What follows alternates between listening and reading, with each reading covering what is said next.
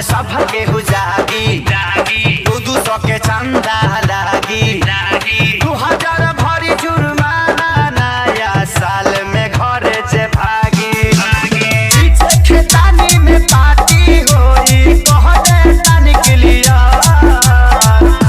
तो खा के मुर्गा पी के बियर बोलल जाई हैप्पी न्यू ईयर। खा के मुर्गा पी के बियर बोलल जाई हैप्पी न्यू ईयर। वीरू बाबू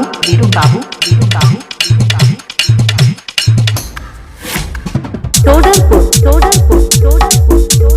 ऊंचा हुआ बाजार आजमगढ़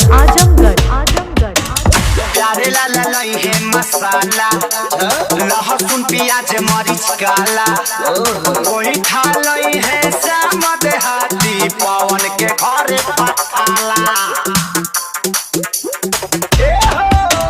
प्यारे लाला लई है मसाला लहसुन प्याज मरीच काला श्याम देहाती बैठले रही है पवन के घरे पठाला।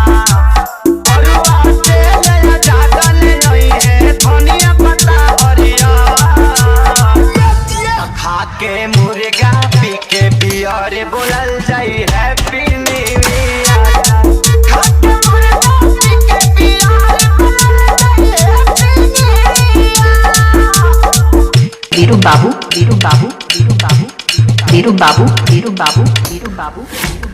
टोडरपुर ऊंचा हुआ बाजार आजमगढ़ सोनू लई है पतीला मुर्गा के सारी देसीला पंकज भैया आटा ले रही है अस्सी सुतु करी हो न गीला सोनू लई है पतीला मुर्गा के सारी देसीला फनंते भैया आटा ले रही है करी हो न बिकी गीला बोतल गिलास विकास ले रही है पानी पियई है रात भर तो खा के मुर्गा पी के बियर बोलल जाई happy new year. DJ Veeru Raja sound Todarpur ऊंचा हुआ बाजार आजमगढ़ मोबाइल नंबर 73 48 19 39 56।